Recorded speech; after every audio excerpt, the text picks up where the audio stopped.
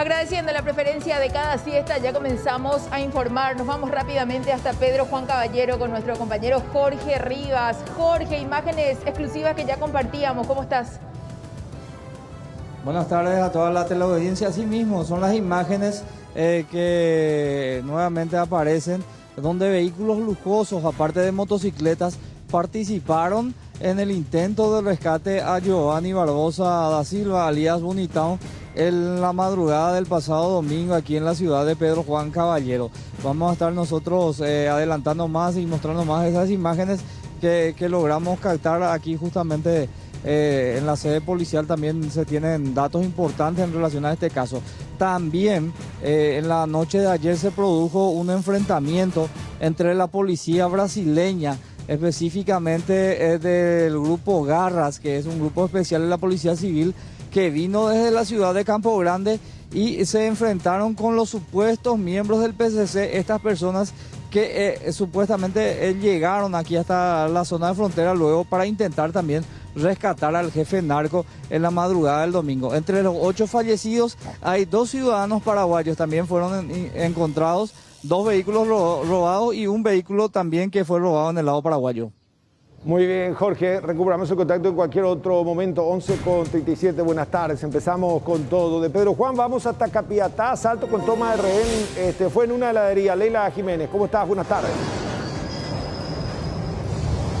¿Qué tal, Roberto? Y bueno, varios hechos delictivos que se dieron el día de hoy, y uno de ellos tenemos que hablar que se registró en una heladería ubicada en la ciudad de Capiatá, cuando un hombre llegó hasta este punto haciéndose pasar por cliente. Segundos después simuló tener un arma de fuego en la espalda, redujo a la cajera y le exigió la recaudación del día. Además, también se llevó un teléfono celular, y todo su movimiento, todo su actuar fue captado en imágenes de circuito cerrado. En breve vamos a ampliar este tema.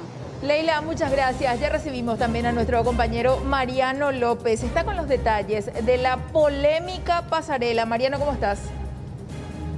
Hola Amalia, ¿qué tal? Saludos a vos, a todos los televidentes. La pasarela de la cultura, una pasarela peatonal montada sobre la autopista en Ñuguazú. ¿Por qué estamos nosotros, verán ustedes, en un local donde se venden cosas de artesanía? Porque supuestamente esta obra obedece a un diseño que se iguala al ñandutí. Sin embargo, vamos a consultar aquí a las artesanas si efectivamente se parece o no. Les adelanto que hay mucha molestia, y más molestia todavía porque esta obra costó unos $2 millones aproximadamente para su ejecución, y muchos se preguntan cuál será el provecho de esta mega estructura que aparentemente beneficia simplemente al entorno cercano de los que están hoy en el gobierno, compañeros. Bueno, sin duda muchos dicen que allí lo que se tejió fue verdaderamente un acto de corrupción más que rescatar la artesanía paraguaya.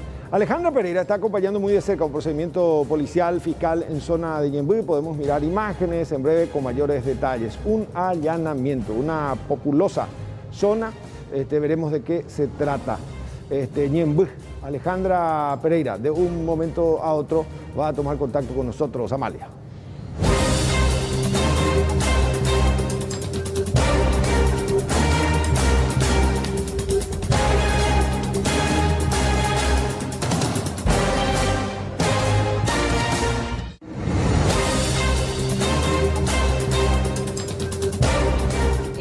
Vamos a estar hablando de esta condena, 20 años de cárcel. Él supuestamente era el cocinero del grupo criminal EPP. Se pudo probar plenamente, no solamente con la declaración de la víctima, sino con las periciales del pendrive que fue incautado el día de su detención, ¿verdad?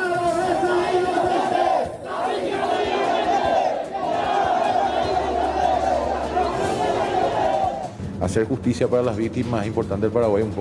Necesitamos un poco de justicia para esta gente. Afuera, Oroviar el año de testigo, Puerto Recocho contradicciones, pero Oroviar, la víctima, Orecovea, pues está contradicción. Hablemos ahora de este hecho tan grave, deslenable. Una mujer niña, en realidad de 13 años, que fue violada, quedó embarazada. Resulta como principal sospechoso su padrastro.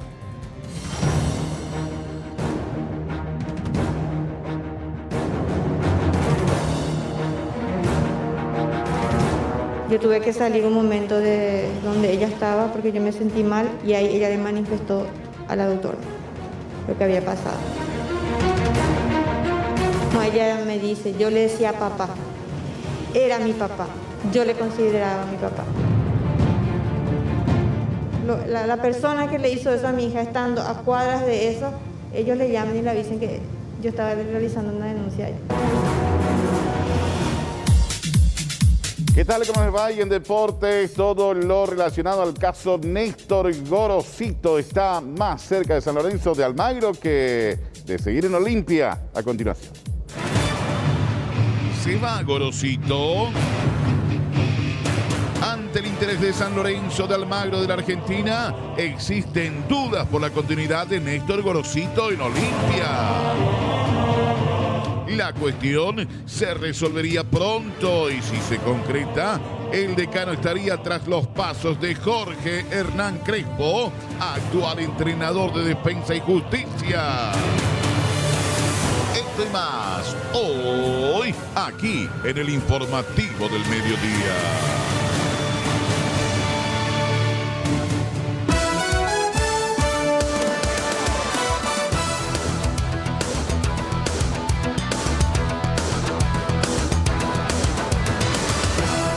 Recibimos nuevamente a nuestro compañero Jorge Rivas porque vamos a analizar con él estas nuevas imágenes que surgen del intento de rescate a este líder del PCC. Jorge, ¿cómo estás? Buenas tardes. Buenas tardes, Amalia, Roberto, a toda la teleaudiencia. Bueno, aparecieron nuevas imágenes del circuito cerrado donde se puede notar la presencia de lujosas camionetas quienes participaron en este ataque a la sede policial en el intento de rescatar a Giovanni Barbosa da Silva alias Bonitão. También participaron gente en motocicleta.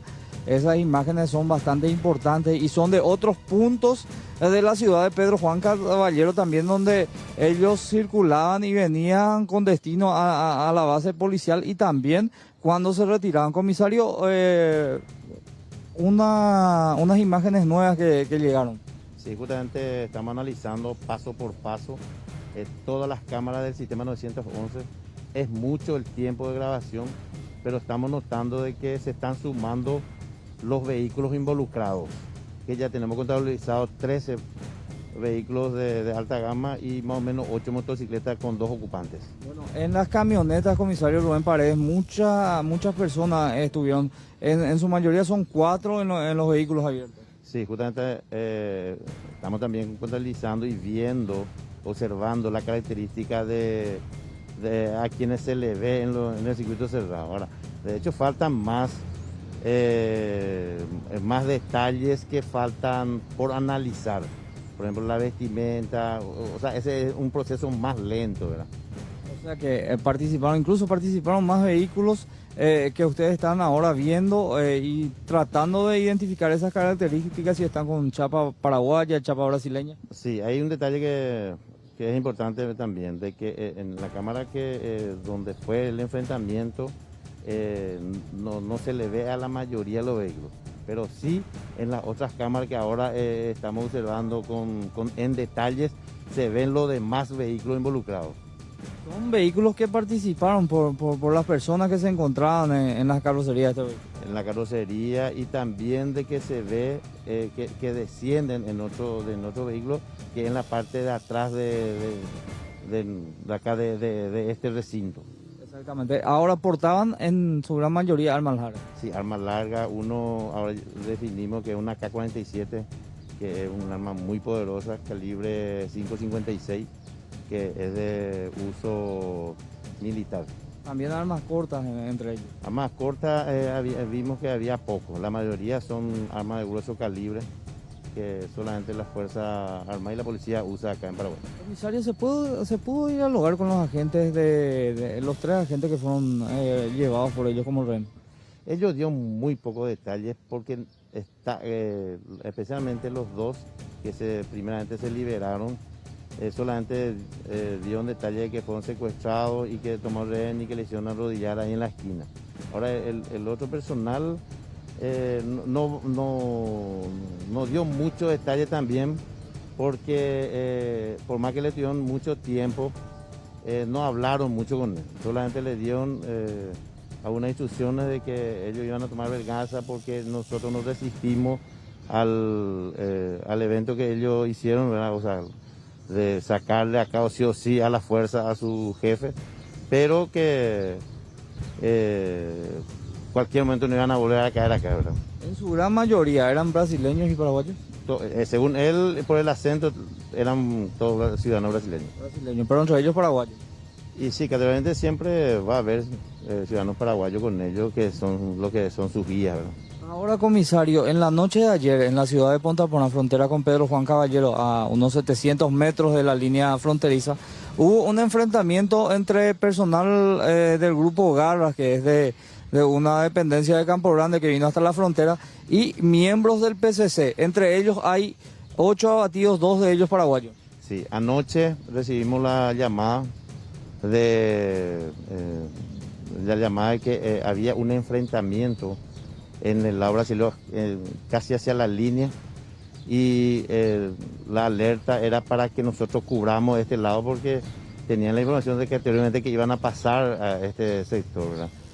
Coordinamos el trabajo con la gente de táctica acá de la zona, cubrimos no todo, pero en lo que se podía, de acuerdo al lugar donde ellos indicaron, y hoy amanecimos con la noticia de que 8 miembros fueron abatidos por la Policía Civil del Brasil. Exactamente. Los paraguayos que fueron abatidos son Oscar Rubén Cardoso del Valle. Él es nacido aquí en la zona de Pedro Juan Caballero. El otro es Exxon Prieto Dávalos, es de la zona también aquí de Pedro Juan Caballero. ¿Qué se sabe de estas personas, comisario? Bueno, estos son los portantes de las 2 personas abatidas. Ahora no sabemos si es la identidad real de ellos. Ahora coordinamos que a la tarde le voy a enviar un equipo de AFIS para confirmar esa identidad con el cuerpo. Nosotros no tuvimos contacto visual con el cuerpo, pero sí que es el portador de esos documentos que recién dijiste, tenían ellos. Ahora no sabemos si esa es su identidad. Solamente vamos a confirmar su identidad a través del sistema AFIS, que pusimos a disposición de ellos para confirmar realmente si son o no son ellos los portadores de ese documento. Hasta el momento la policía brasileña solamente confirmó que serían estos 2 paraguayos. Estos 2 paraguayos, que son paraguayos porque no está en el sistema informático de ellos. Por eso ellos dicen que son paraguayos. Aparte por el documento que tenían por ellos, ¿verdad? Pero nosotros no podemos confirmar todavía su identidad porque a través solamente del sistema AFI vamos a confirmar que realmente ellos son esa persona. En seguimiento a este hecho se presumen que estos fueron los que vinieron a atacar la sede, fueron parte del grupo que llegaron aquí. Ellos tienen confirmado, con la gente que hablamos, tienen confirmado, porque técnicamente le están haciendo seguimiento.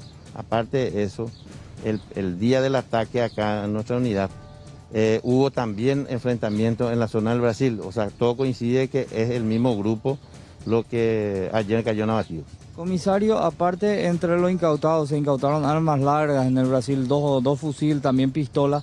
Un vehículo que había sido robado aquí en el Paraguay también fue encontrado, un vehículo con chapa paraguaya. Sí, ese vehículo que mencionás es un automóvil Nissan Sunny, que fue robado acá en la ciudad más o menos hace 15 días más o menos, y que coincide también, ¿verdad?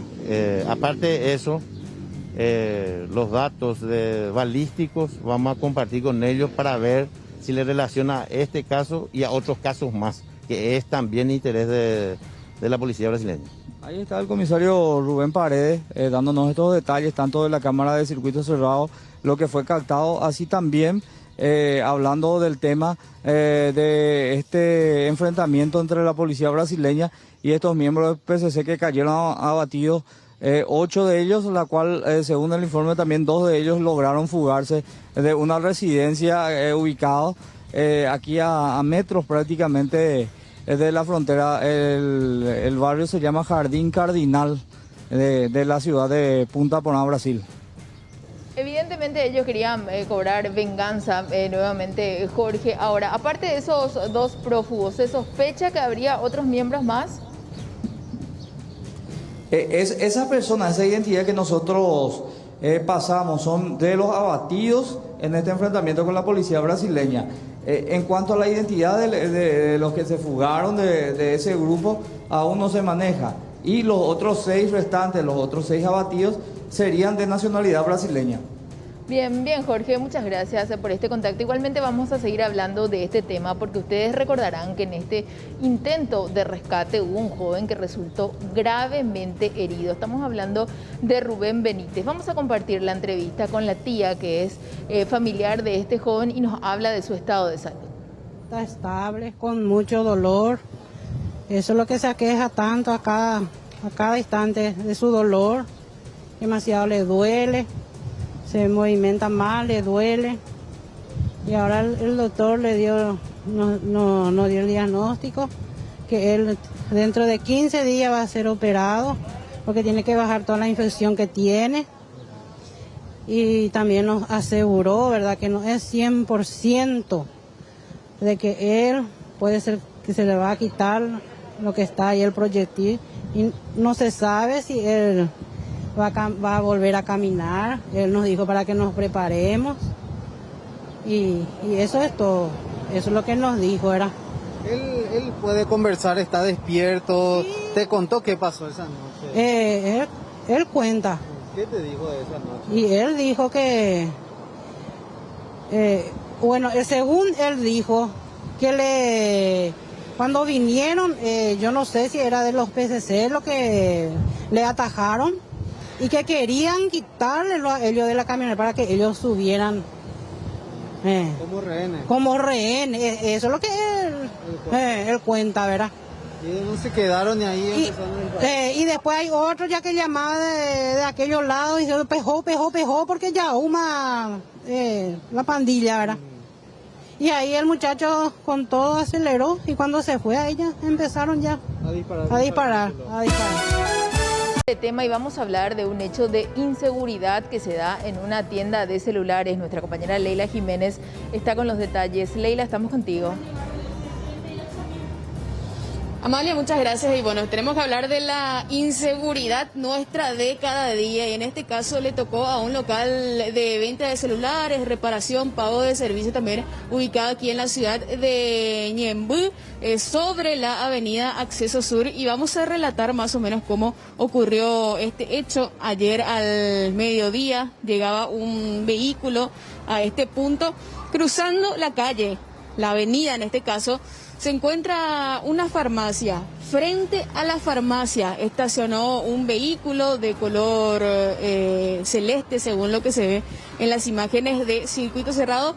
De ese vehículo bajan 2 personas y llegan hasta este local denominado Telefónica. Reducen a todos los funcionarios, incluidos a los dueños también y otras personas que se encontraban en este punto. Y a punta de arma de fuego se llevan más de 20 millones de guaraníes y más de 30 celulares de alta gama que se encontraban expuestos en estos mostradores. Y vamos a conversar ya con don Félix López, quien es propietario del local, para que nos comentes un poco, don Félix, el momento de terror que les tocó pasar. Buenas tardes. Sí, buenas tardes. Sí, realmente fue un momento muy difícil que nos tocó pasar, ¿verdad? Después de 22 años que estamos en este rubro. Es la primera vez que nos toca así en vivo, ¿verdad? Como se dice, los otros 2 veces fueron que entraron de noche y era diferente, ¿verdad? Pero sí pasamos muy mal momento. ¿Qué hora más o menos era el momento en que ingresaron? A las 12:02 del mediodía. Nosotros estábamos almorzando y nos agarró de sorpresa también a todos, ¿verdad? ¿Cuántas personas estaban trabajando acá? Nosotros estamos entre 5 los que trabajamos acá, ¿verdad? Y justo estaban mi hijo y eso conmigo también, que estaban de paso, ¿verdad? Igual también le tocó vivir ese mal momento a ellos también, ¿verdad? Ahora hablamos de 2 personas, don Félix, y vemos también que vos ya tomaste algunas medidas de seguridad acá en tu local, porque colocaste este pequeño portoncito bastante seguro también, tomando precauciones, pero sin embargo no se pudo evitar el asalto. Sí, realmente sí, ¿verdad? Implementamos esa seguridad. Por acá no pudieron ingresar, ¿verdad? y pegaron la vuelta por el otro lado, que tengo una vidriera grande, y ese sí empujaron fuerte y por ahí entraron, por ahí pudieron pasar, ¿verdad? Vamos a pasar de ese lado, sí, claro, don Félix, para ver y hacer un poco el recorrido también que hicieron estas personas. Intentaron entrar por acá, Amalia y Roberto, pero no pudieron porque ven, ya ustedes como tiene seguro, 2 seguros tienen esto, tiene este portoncito, entonces no pudieron ingresar por acá. Entonces, ¿qué fue lo que hicieron? Dieron la vuelta, salieron nuevamente hacia la vereda y empujaron este mostrador, y ahí finalmente pudieron lograr su cometido e ingresar. Sí, así mismo fue, por este lugar entraron y de ahí ya nos tiraron todo al piso, y por suerte todos agarramos y obedecemos las órdenes, ¿verdad? Trajeron a los funcionarios, le hicieron acostar acá, cuerpo al piso, y después uno de ellos empezó a juntar los celulares. Así mismo es, y los dos tenían armas. El otro también enseguida guardó, y uno de ellos fue lo que más, que fue el que empezó a cargar todo, y en todo momento nos dijeron que para que nos tiremos al piso, que si nos movíamos nos disparaba a la cabeza. ¿Cuántos celulares aproximadamente se llevaron? Y según nuestro inventario, que tenemos todo registrado, ¿verdad? Son 35 celulares de alta gama, y más los celulares que estaban así disponibles de las que trabajan con nosotros. ¿Uso particulares? De uso particulares, son 3 celulares y más la caja de aquí de girotigo y eso que llevaron, lo que hacemos para hacer los giros y eso, y las cajas completas de lo que es que estaba disponible en ese momento que teníamos, ¿verdad? Mientras una persona acá juntaba los teléfonos dentro del abrigo, parecía de una campera, parecía. Tenía una mochila tenía, y en la mochila empezaba a cargar las cosas, ¿verdad? Y mientras uno pasaba a nosotros del otro lado para que nosotros tenemos allá otra caja, y ahí también nos fue y le entregamos todo, en todo momento cedimos todo lo que ellos nos pidieron, y por suerte, gracias a Dios, no pasó a mayores, ¿verdad? ¿Dinero en efectivo cuánto aproximadamente? 25 millones es lo que según nuestro registro de caja, ¿verdad?, que hicimos ayer, y después en celulares después aproximadamente $5.000 más o menos el costo total, ¿verdad? Una cantidad importante de dinero. Vamos a ver si podemos salir de vuelta de este lado, porque me decías, don Félix, que ustedes ya fueron víctimas en otras ocasiones, pero no de esta magnitud, digamos, personas que aprovecharon la noche para ingresar. Sí, así mismo, pues fueron hace 15 años aproximadamente atrás, ¿verdad? Pero como es de noche, entonces uno viene, de repente encuentra la sorpresa, ¿verdad? Pero no lleva ese susto que ahora nos toca vivir, ¿verdad? ¿Qué le dijeron, don Félix? ¿Les apuntaron con el arma, les amenazaron? Sí, así entraron en todo momento y le apuntaron la cabeza a la chica, y en todo momento uno fue muy agresivo. En todo momento nos decían que nos iba a disparar en la cabeza, ¿verdad? Y las chicas empezaban a llorar y algunos corrieron para atrás, ¿verdad? Entonces, pero fue algo muy rápido, y yo en todo momento le pedí a la gente que están conmigo que mantenga la calma, ¿verdad? Me decías que ellos querían reaccionar también de alguna manera. Sí, tenían 2 muchachos que se querían levantar y le dije, manténganles en el piso, le digo, ¿verdad? Y entonces por suerte obedecieron también y no pasó a mayores de eso, ¿verdad? Bueno, ahora me dijiste, don Félix, que ya vas a tomar otras medidas de seguridad también. Sí, yo creo que me voy a tener que enrejar también como mucha gente, ¿verdad? Lastimosamente, ¿verdad? Es muy difícil trabajar en esa situación, ¿verdad? ¿Qué tipo de servicios ustedes tienen aquí, don Félix? ¿Venta de celulares, reparación? Sí, nosotros tenemos toda la parte de electrónica, venta de celulares, hacemos servicio de girotigo, personal y claro, ¿verdad? Esos son los que en eso trabajamos, ¿verdad? Ustedes ya hicieron también su denuncia en la comisaría, ¿le dijeron algo? Si es que con las imágenes también se va a poder llegar a estas personas. Sí, nos dijeron que podíamos rastrear los celulares inclusive, ¿verdad? Pero eso ya queda a cargo de las investigaciones, ¿verdad? De los investigadores que vinieron ayer a levantar todas las huellas digitales y eso también, ¿verdad? Me decía don Félix cuando llegábamos que, bueno, están con miedo, pero tampoco pueden dejar de trabajar. Así mismo, lastimosamente hay que seguir, ¿verdad? Pues no hay de otra, ¿verdad? Un rubro donde estamos mucho tiempo y ya es una desgracia con suerte, ¿verdad? Pero ya creo que vamos a tomar más medidas de seguridad también a partir de ahora, ¿verdad? Muchas gracias, entonces, don Félix López, también propietario entonces de este local. se llevaron, decíamos, 25 millones de guaraníes y también una importante cantidad de teléfonos de alta gama, y esto también que significa una pérdida económica importante para este negocio, y no solamente porque decían también y nos comentaban gente que pasaban por la zona, que es una zona realmente insegura y que ya se dieron varios hechos delictivos también en los diferentes locales de este lugar bastante concurrido. Qué gran perjuicio realmente, Leila, y aparte del perjuicio, más que nada, ese susto, esa sensación de desesperación que a uno le queda, que todo el que entra a su local seguramente ya le parece sospechoso, ¿verdad? Y en una de las imágenes me fijaba que aparentemente estaba un cliente ahí y es como que sale desfavorido, pero no entiende tampoco qué hacer, ¿verdad? Sí, y había varias personas, entre clientes, funcionarios, los propietarios y también los hijos de los propietarios que se encontraban en ese momento en el local y que fueron, sorprendidos a plena luz del día. Esto prácticamente ya no es impedimento para los delincuentes, y digamos que algo que les beneficia bastante también es el uso del tapabocas, porque les cubre prácticamente todo el rostro, y además con el kepis que estaban utilizando los dos, prácticamente ya son imposibles de ser visualizados con las cámaras. Leila, muchas gracias por este contacto. Roberto, contigo. Sí, hasta luego. De hecho ya lo anticipamos, tenía tan solo 13 años de edad, fue abusada aparentemente por el propio padrastro, quedó embarazada. Ella venía viviendo en Upané, fue con su mamá al hospital de Ñemby porque acusaba fuertes dolores abdominales. Allí los médicos descubrieron que el proceso de gestación llega a las 36 semanas.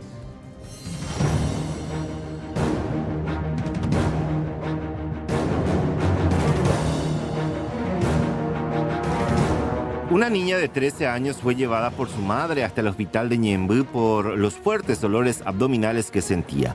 En la primera revisión no detectaron nada, pero como persistía fue sometida a estudios de sangre y orina. El resultado detectó que la pequeña estaba embarazada. Posteriormente le hicieron la ecografía que reveló 36 semanas de gestación. Ella no me manifestó a mí. Yo tuve que salir un momento de donde ella estaba porque yo me sentí mal, y ahí ella le manifestó a la doctora lo que había pasado. Luego yo volví a entrar, hablé con ella y ahí ella me volvió a manifestar.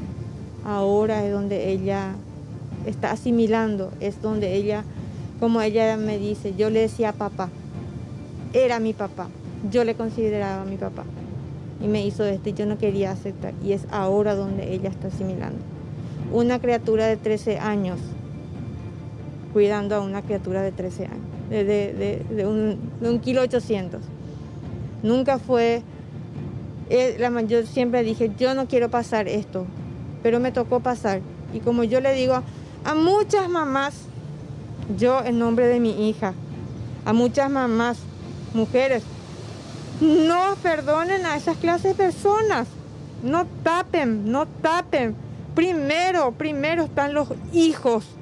Pase lo que pase. Del hospital, la madre junto a la niña fueron trasladadas a bordo de una patrullera de la Comisaría Séptima Central hasta la 40 de Thompson para realizar la denuncia, ya que el hecho ocurrió en dicha jurisdicción. La madre comentó que le hicieron esperar horas para tomarle la denuncia. Cuando salimos de Ñemby eran las 6:30 y llegamos a las 7.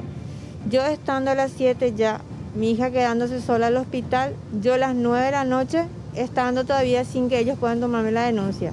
¿Qué es lo que te decían? Es por eso... Ellos me decían, espera. Luego, creo que fue un cambio de turno, pregunta qué está pasando.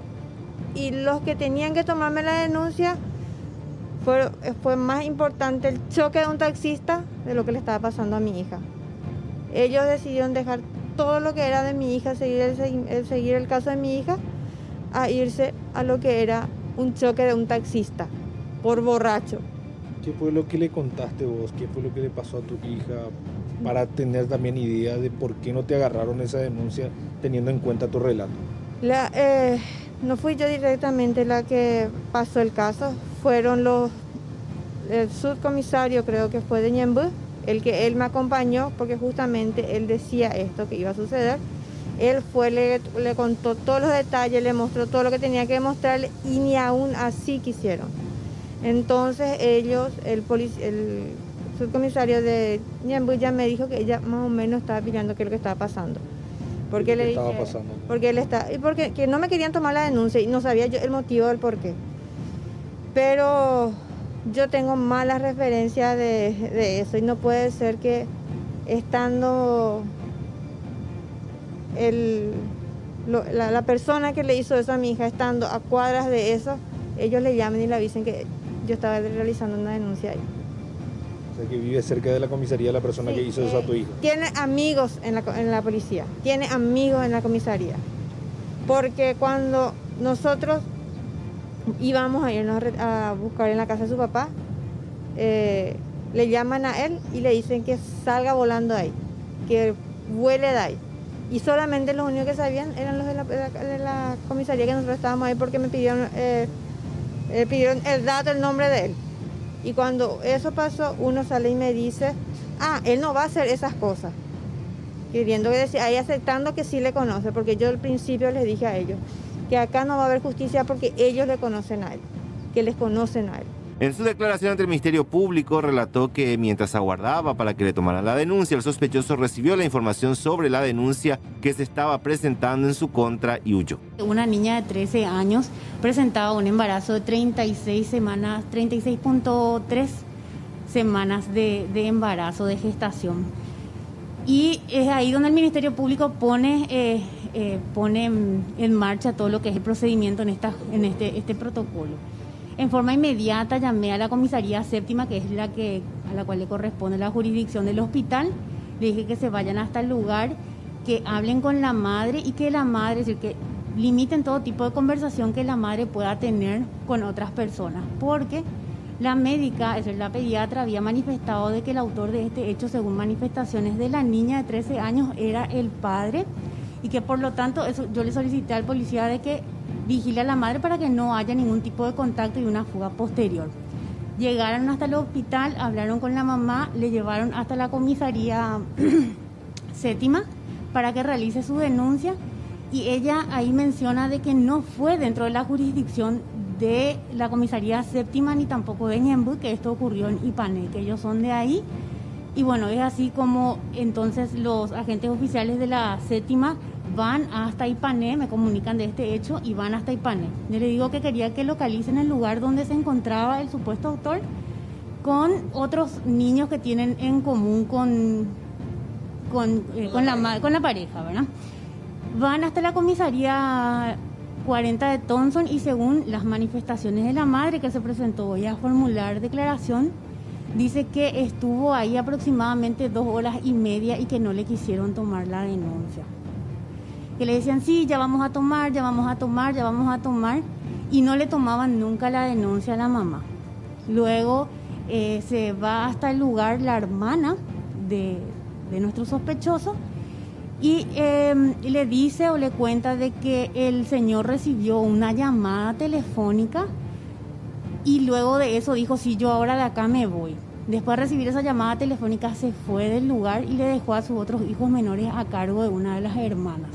Incluso una de las hermanas le quiso retener o le quiso agarrar para preguntarle qué estaba sucediendo y él le empuja a su hermana y sale del lugar y hasta ahora tiene un paradero desconocido.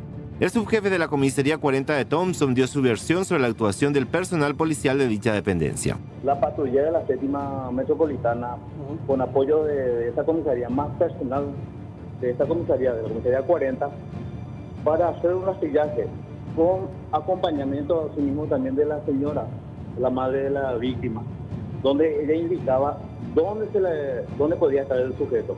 Después en un alquiler donde ellos decidían. Posteriormente, al no ubicarlo en ese lugar, se traslada hasta Villa Las Mercedes, que está a 800 metros de la comisaría, donde supuestamente vive el padre del supuesto autor. Se fueron también los personales acompañados por la madre de la víctima y ya no le ubicaron ahí. Todo ese trajín, esos trayectos, esas averiguaciones que se dio, llevó su tiempo y posteriormente se le tomó a la señora la denuncia. La niña se encuentra internada bajo observación médica en el hospital de Ñemby. Y ahora mismo está estable, está bien, sí, está evolucionando bien y estamos haciendo todo lo posible para darle la mejor atención, obviamente, como a todos nuestros pacientes. Su estado, su condición física para un parto o eventualmente para... Y mira, es demasiado pronto para que te podamos decirte, ¿verdad? Como te digo, ella está todavía en estudio, hay muchas cosas que todavía se tiene que ver, se tiene que evaluar. Es muy complejo, ¿verdad? Eso es algo que ahora mismo no te podemos decir.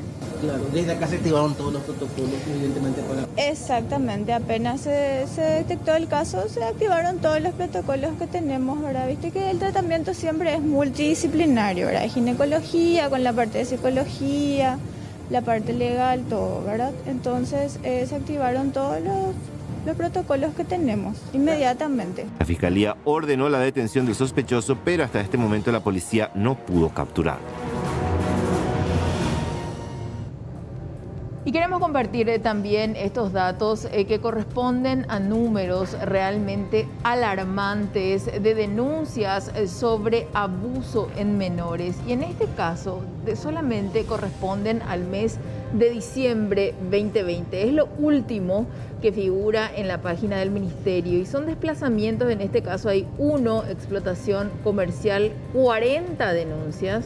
Explotación sexual, 9 denuncias. Y me voy a detener en explotación sexual, 9 denuncias, porque aproximadamente reciben 9 denuncias, decían, al día, ¿verdad? O sea que estamos hablando de que cada 3 horas aproximadamente un niño es víctima de explotación. Y hay que decir sexual. a María que estos son los hechos denunciados. Sí. Son aquellos que quedan otra vez de 4 paredes, claro, por la que naturaleza. tienen el silencio de cómplice. Es así. Bueno, está Tenemos más, Roberto. Maltrato, 184 denuncias. Negligencia, 11. Situación de calle, 29. Tenemos una placa más para compartir, a ver. Extraviados o desaparecidos, 4. Prácticas dañinas, 1. Y salud, 27 denuncias. Una más, a ver. Situación de riesgo, 57. Uso de estupefacientes, 3. Violación del deber del cuidado, 66. Ojo con este número, ¿sí? Y secuestro, 1.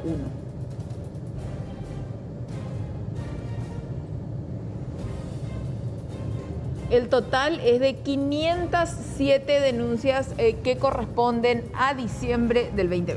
Números alarmantes. De hecho, Amalia, estamos hablando tan solo de un mes, el anterior a este, el último del año 2020. Ya está con nosotros Eduardo Escobar, viceministro de la Niñez. Doctor, gracias por atendernos. Buenas tardes. Buenas tardes. Buen día, buenas tardes.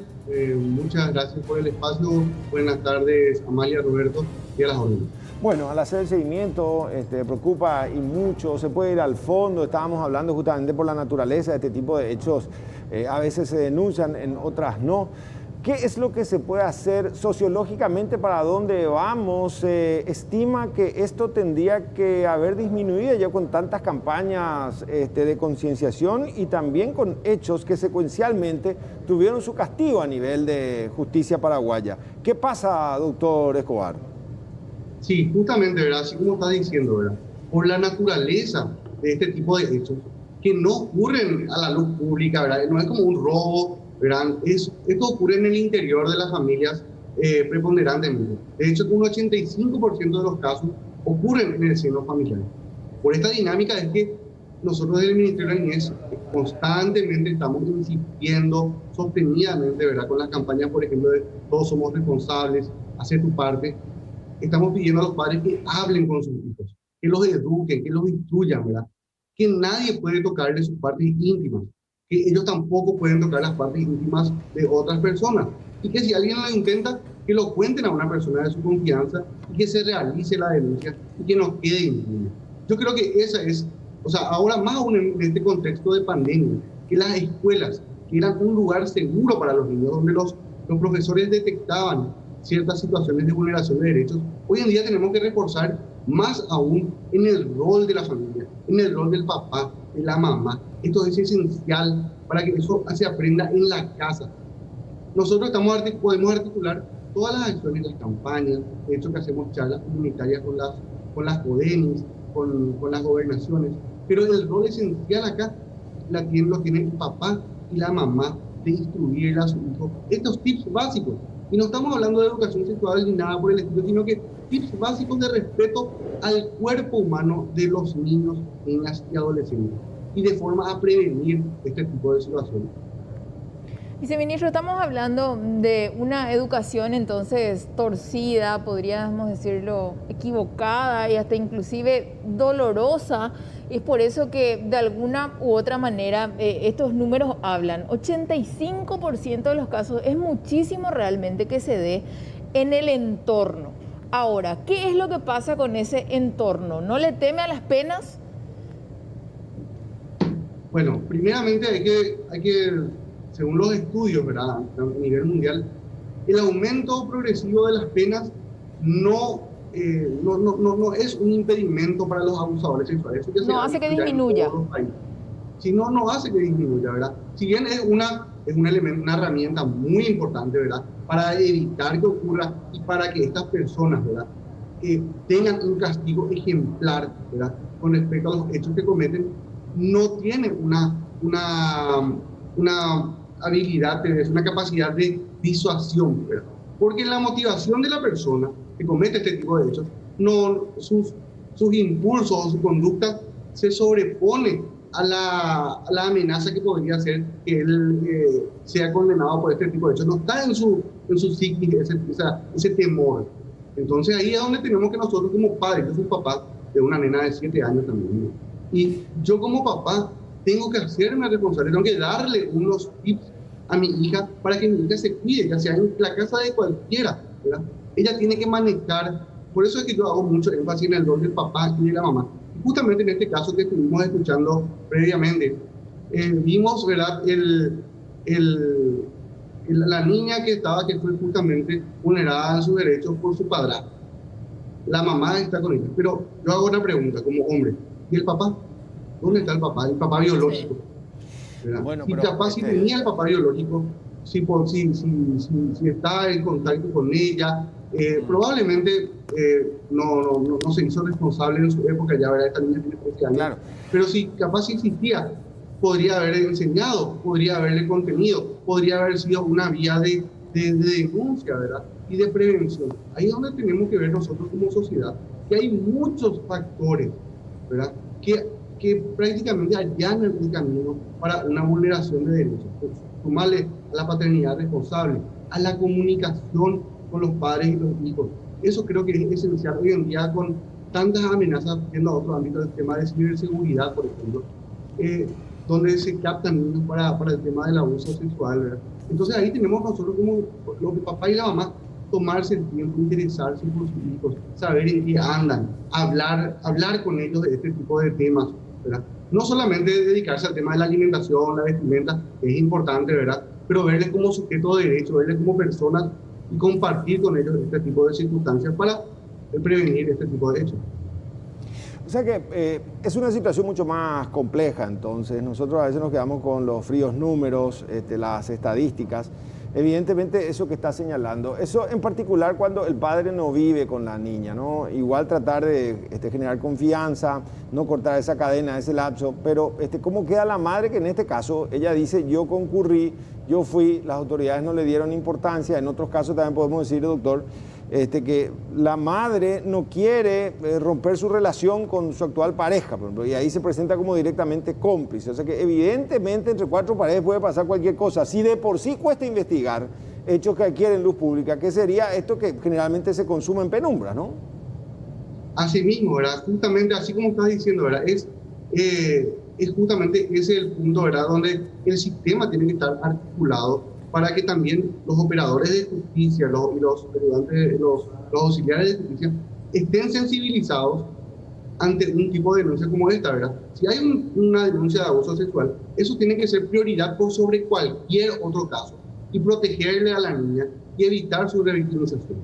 Esos son los puntos esenciales en cualquier tipo de casos donde se vulneren derechos de niños, niñas y adolescentes.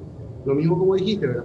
También está el tema de los padres, ¿verdad? Y no quiero ahondar mucho en este caso en particular, ¿verdad? Porque también tuvimos contacto con el Ministerio de la Defensa Pública, con la Defensoría de la Niñez, que estamos también articulando acciones con la DIRCINA del Ministerio de Salud, con la CODENI y el panel, ¿verdad? Pero es justamente ese es el punto esencial, ¿verdad? Protegerle a la niña, si bien en forma reactiva, como te digo, ¿verdad? Porque eso ya es reactivo, ya lastimosamente ya no se logró la prevención, pero 8 meses, o sea, 36 semanas que tiene la niña. Entonces es muy complicado, ¿verdad? ¿Cómo nadie se dio cuenta de eso? Los familiares, los abuelos, las abuelas, las tías, ¿verdad? Alguien tenía, se nota que nadie habló con ella, ¿verdad? Ella seguro en todo este periodo de gestación estuvo, ¿verdad? Con malestar, estuvo con síntomas propios del embarazo, ¿verdad? Entonces es muy, muy delicado, muy triste hablar de este tipo de circunstancias. Haciendo foco en eso que dice Roberto, el viceministro, en estas placas que se comparten en la página, también hablan de quiénes son los que denuncian más, ¿verdad? Ajá. Son las madres, en lo que corresponde a diciembre nada más te digo, ¿verdad? Madres son 30 las que denunciaron, padres son solo 16, la mitad, ¿verdad? Y después alguna tía o tío y algún vecino o vecina. Tenemos 85 personas que son prácticamente extrañas dentro de lo que sería el entorno familiar, que son las que denuncian. Ahora, quiero hacer sí foco en algo muy puntual de esta última denuncia que se hizo. La denuncia se hizo en la comisaría 40 de Thompson, seguramente usted ya lo sabe, viceministro. Dice que la mamá estuvo horas esperando para que le reciban la denuncia. Y antes de recibirle la denuncia, lo que hicieron fue cuestionarle a la mamá de cómo ella no sabía. Me van a disculpar, pero yo creo que en este caso ellos están para tomar la denuncia, para escucharle a la víctima y no para hacer cuestionamientos. Entonces, ¿qué es lo que pasa? Necesitamos capacitar también entonces a estas personas, no solo en empatía y en sentido común, sino en un poquitito más, para no solamente saber llenar ese formulario que tienen que llenar o esa acta que tienen que labrar, en este caso, en las comisarías. Porque uno le puede estar diciendo a la víctima, andate a la comisaría de tal porque ahí te van a tomar bien la denuncia, o andate a la CODENI de tal municipalidad porque sabes que ahí los funcionarios están capacitados. La víctima se va al primer lugar donde tenga. Así mismo, Amalia, ¿verdad? Justamente eso es lo que dije previamente, ¿verdad? El auxiliar, en este caso la Policía Nacional, los oficiales, tienen que tomar la denuncia y no estar ahondando y preguntando detalles, ¿verdad? Echarle a la víctima, labrar su acta, ¿verdad? Labrar el acta y remitir rápidamente al Ministerio Público y evitar esa revictimización, porque imagínate otra vez que la niña va a quedar, seguro estaba con la madre y va a tener que estar contando otra vez, reviviendo ese momento, luego va a tener que irse otra vez al Ministerio Público. Justamente esas son prácticas que nosotros ya tenemos que dejar de lado y que solamente en los puntos esenciales la víctima declare o que sea efectivo, ¿verdad? Que sea eficiente todo este sistema. Incluso hay más, ¿verdad? Porque según relató la madre, hay una cierta sospecha de que actuaron como una especie de campana ciertos oficiales con respecto al autor que hoy en día está con una orden de captura y está prófugo, ¿verdad? Que eso también debe ser investigado por el Ministerio Público. Estamos hablando de lo más grave. En cuanto a la concienciación, ¿se trabaja de cerca con otras instancias desde el Ministerio de la Niñez, doctor? Pues evidentemente que acá hay mucho que aprender. Los números reflejan una realidad muy patente, lacerante. No es menos cierto que se insiste. Estos son los denunciados. Si de por sí luego cuesta, es probable que otros casos hayan quedado allí por el camino. El menor crece con ese trauma, probablemente tenga otra vez su proyección en otras generaciones. No es fácil, sabemos que es muy complejo, pero hay programas de acompañamiento para concienciar y a partir de ahora generar un nuevo concepto a la hora de ir en la investigación y buscar castigar a los responsables de situaciones de esta naturaleza o envergadura. Sí, de hecho que tenemos varios programas dentro del Ministerio de la Niñez y la Adolescencia. Y nosotros justamente estamos estimando esa situación, ¿verdad? Al aumento del número de cifras, porque la gente a raíz de estas campañas, como todos somos responsables, como Hacer tu Parte, como el programa Ñañangareco, que estamos trabajando en Caguazú fuertemente con el Ministerio de Educación, el Ministerio de Trabajo, el Ministerio de Salud, y también, ¿verdad? Todas las acciones que bajan del sistema, ¿verdad? A través de las CODENIs en territorio a nivel país, hay un aumento de casos. Eso es, por un lado, ¿verdad? Es algo que nos señala que la gente se está animando a denunciarnos, porque muchas veces estos casos quedaban en cifras, en las famosas cifras negras, que no permeaban el sistema.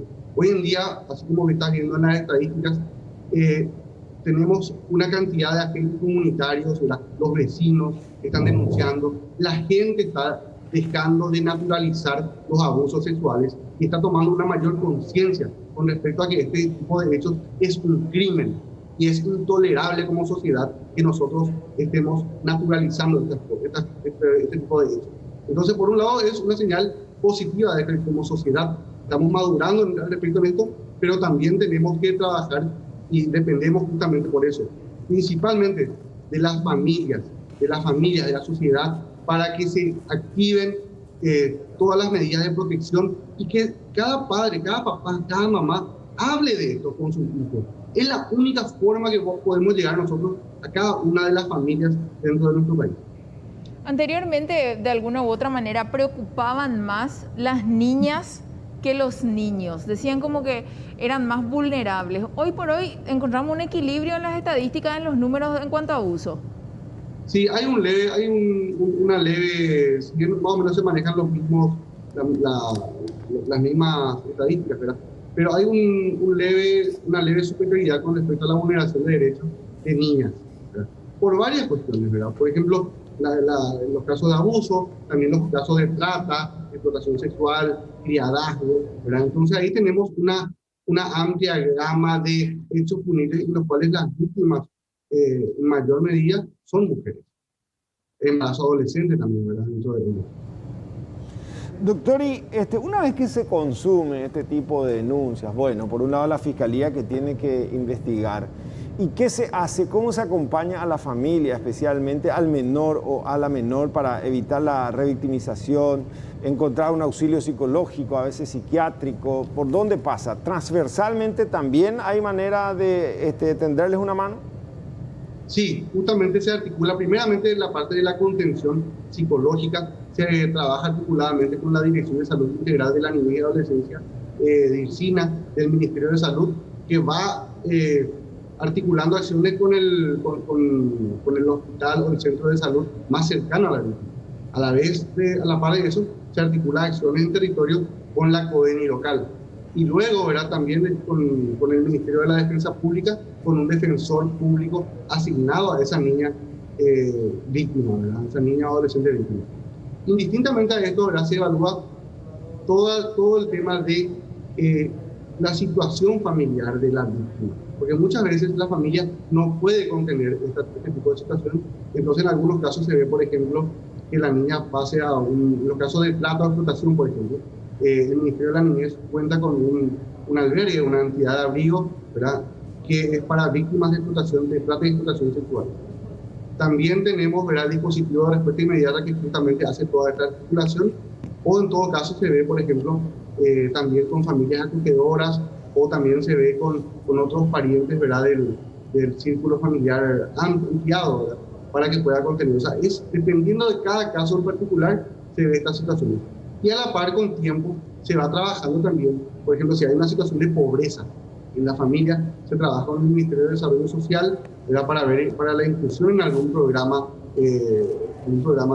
social, ¿verdad?, por ejemplo, Coponá. También puede ser el programa Abrazo, ¿verdad?, en algunos casos, del Ministerio de la Niñez. Y también con el Ministerio de Urbanismo, para ver si no tiene alguna vivienda, si no tiene vivienda o no tiene condiciones de vivienda, para ver un poco esa situación también. Y empleo también, ¿verdad?, que es otra cuestión que a veces los padres son de escasos recursos y se trabaja con la Oficina de Empleo del Ministerio de Trabajo. O sea, es toda una atención integral, tanto para la víctima como para las personas que cuidan a esa víctima. Viceministro, por último, tenemos 30 segundos. ¿Y qué dice la experiencia de otros países acá de la región? ¿Son los mismos números? Claro, guardando la distancia en cuanto a población, a densidad, y encaran de una misma manera. ¿Se puede emular algún programa de manera a potenciar el trabajo que vienen desarrollando? Sí, a nivel regional nosotros tenemos comunicación con varias entidades, ¿verdad?, a nivel internacional. Y básicamente se manejan los mismos números y también similares estrategias con respecto a esto. Esto no es algo nuevo, solamente exclusivo de Paraguay, esto se da en Europa, se da en toda América, ¿verdad? Entonces, se manejan básicamente las mismas estrategias, ¿verdad? Con un contenido justamente ya adecuado a nuestra realidad nacional, ¿verdad? Acá con nuestras características propias. Nosotros tenemos, por ejemplo, una situación muy particular de nuestro país, es la naturalización del criadaje, que es un hecho punible que nosotros estamos peleando justamente para que se desnaturalice ese tipo de situaciones. Eso, por ejemplo, es una particularidad de nuestro país que tenemos que combatir, estamos combatiendo. Eduardo Escobar, viceministro, muchas gracias. Feliz resto de jornada. Hasta otro momento. Muchas gracias. Para recordar nada más, Roberto, también para las denuncias al 147, a la CODENI de las municipalidades, también en la comisaría y en las defensorías. Nosotros vamos a cambiar de tema y vamos a hablar de la culminación de este juicio que se daba ayer en el Palacio de Justicia de San Pedro, donde fue sentenciado a cerca de 20 años de cárcel a un dirigente rural. Él supuestamente fue el cocinero del grupo criminal EPP durante el secuestro del joven Fran Wibe.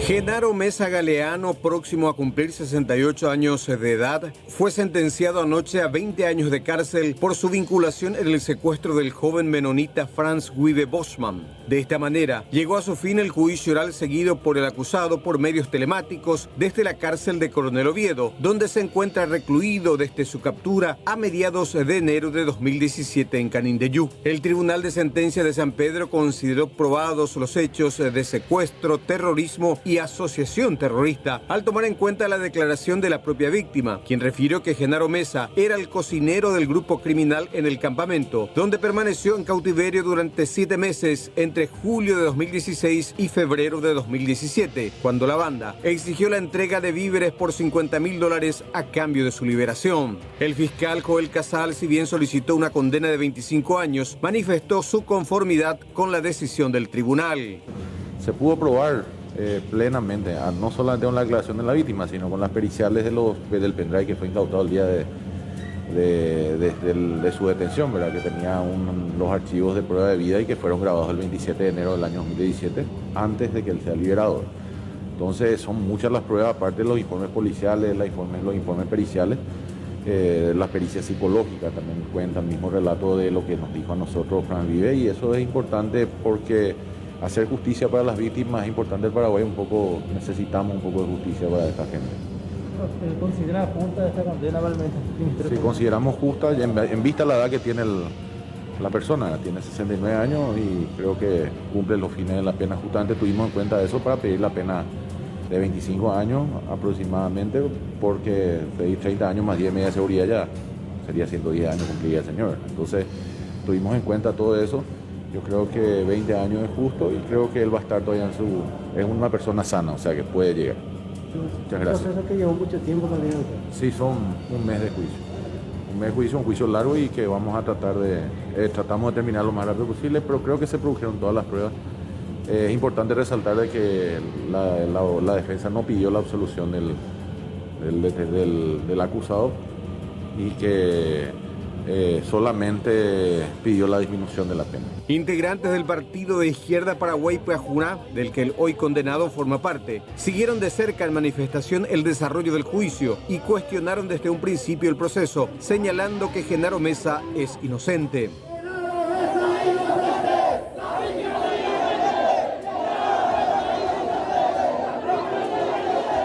Al conocerse el veredicto, el abogado defensor salió frente al edificio judicial y se dirigió a los manifestantes, señalando que hubo varias contradicciones en el juicio y que se agregaron pruebas incriminatorias de manera presuntamente irregular, por lo que iba a apelar la sentencia condenatoria.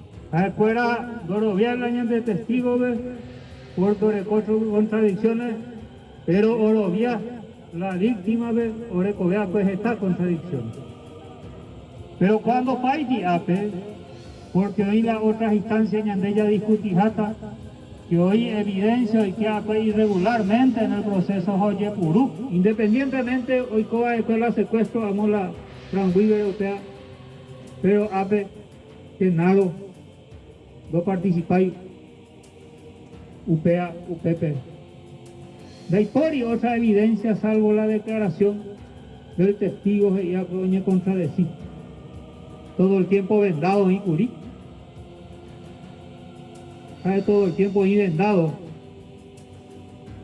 Mamá, esa todo el tiempo ahí vendado es exacta la gente. ¿Ve? Esa niña reconoce está con la voz.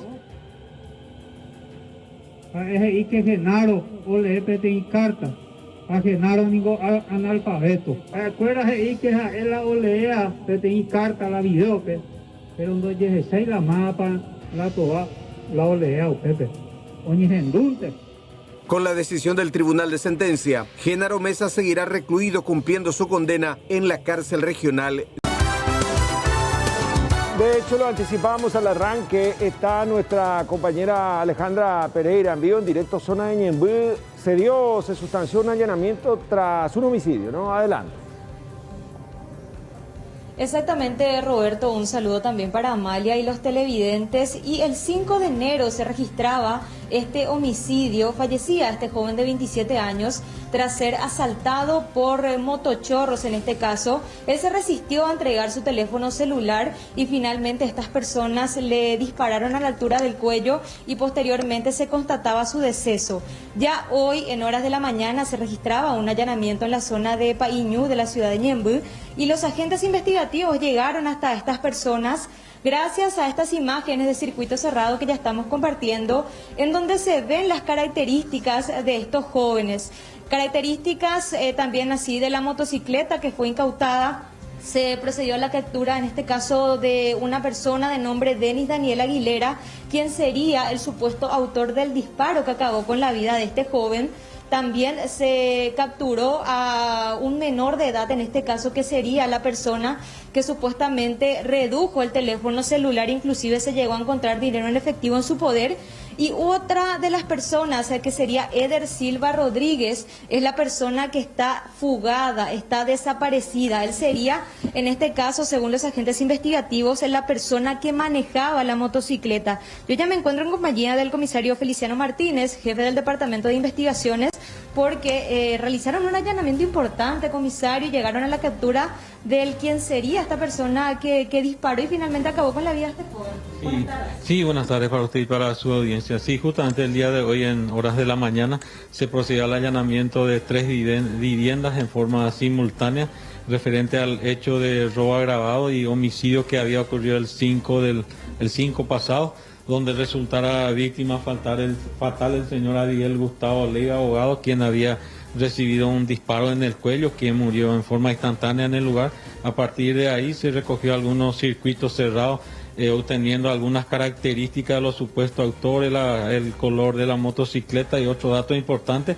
Y el día de hoy se pudo detener a esta persona de nombre Denis Daniel Aguilera Ruiz, quien sería supuestamente el que disparó a esta persona, y el que manejaba la motocicleta, el señor Eder Silva Rodríguez, con varios antecedentes, quien se encuentra prófugo, y un menor también. Inclusive ya había manifestado que él redujo el aparato celular de la víctima, que ya había vendido, encontrándose una parte del dinero que era de parte de la venta del celular que se había robado.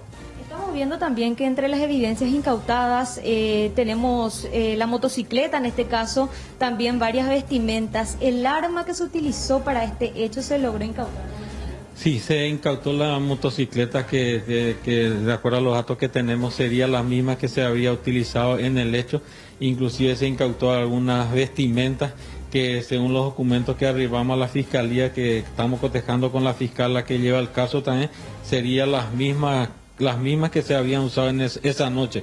El arma no se pudo incautar, inclusive ustedes vieron en el lugar el hecho que se encontró algunas plantas de marihuana que estaban en el fondo de la casa, y otros tocos de marihuana y una buena cantidad de crack que se encontró en poder de los detenidos. ¿Podrían decir que son distribuidores de drogas? Sí, justamente ahí se habló, ustedes vieron que los vecinos se acercaron, manifestaron que estas personas se dedican a la venta, consumo también de estupefacientes, y que posteriormente salen a realizar su recorrido, entre comillas, ¿verdad?, toda la noche madrugada, haciendo sus hechos, donde en este caso falleció una persona joven sin antecedentes, una persona trabajadora. Estas imágenes que estamos compartiendo, comisario Martínez, ¿es posterior ya al hecho, cuando ellos ya se dan a la... Sí, tenemos esa imagen que ellos, después de cometer el hecho, se fugaron por esa calle que se encuentra en el barrio, y otras imágenes también que están en la fiscalía, donde se ve perfectamente las características de los supuestos autores y de la motocicleta que se incautó en el día de hoy en el allanamiento. Eder Silva Rodríguez, el fugado, ya tiene orden de captura. Sí, justamente ya se había documentado todo lo por estas dos personas y por eso se allanó el día de hoy. Esta persona ya tiene captura por ese hecho de homicidio, había salido recién en la cárcel hace un mes atrás aproximadamente, y el otro detenido, que es el señor Denis Daniel Aguilera Ruiz, tenemos otra causa también por él, por un hecho de homicidio también, que se está investigando, que había ocurrido días atrás también en la zona de Reducto San Lorenzo. ¿Ya tenía antecedentes entonces por homicidio? Sí, otro caso de homicidio que tiene ya captura también por ese caso. Listo, sino cuando usted. El comisario Feliciano Martínez, jefe del Departamento de Investigaciones de Central, compañeros, y queremos compartir a continuación lo que nos mencionaban las personas detenidas. En este caso estamos hablando de Denis Daniel Aguilera Ruiz, una de las personas que supuestamente en este caso fue la que disparó, y también tenemos el testimonio del señor Jorge González. Esta persona sería suegro de Denis. Él también quedó aprehendido, pero en este caso ya para las investigaciones correspondientes, y también porque es dueño de la vivienda en donde se encontró finalmente esta motocicleta. Compartimos a continuación la nota.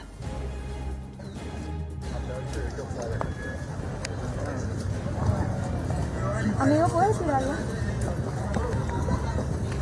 Denis dice que vos fuiste el que le mató al muchacho, que estuviste ofreciendo el celular.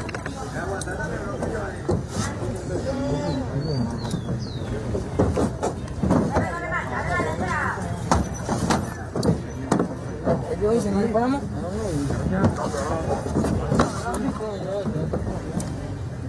Denis, ¿qué pasó? No. ¿Qué fue lo que pasó? ¿Por qué se te detiene? ¿Sabes que vos fuiste el que le disparaste al ¿El muchacho de dónde? No, nada que ver. El muchachito allá al lado fue. Ahí todo, pues yo allá está ahí nomás, así nomás, mira, callarme allá. No, porque si no me iba a andar escondiendo. Ayer vino, él le amenazó a mi novia, no sé qué le dijo para que me vaya de acá, que todo aquello. No, había más. ¿Y qué pasó? Se le llevó a la comisaría. A ver, ¿qué le estaban buscando? Se le llevó a la comisaría, 2 patrullas vino. Y después a la tarde ya vino, ¿verdad? ¿Vos tenés antecedentes? Sí, tengo, no, niño, sí. ¿Tu vecino entonces fue el que... ¿Cómo? ¿Tu vecino? Sí, y sí, pregunten todo dónde vende el teléfono, qué teléfono me está ofreciendo así. Yo nada que ver, no, nada que ver, yo con él no hablo.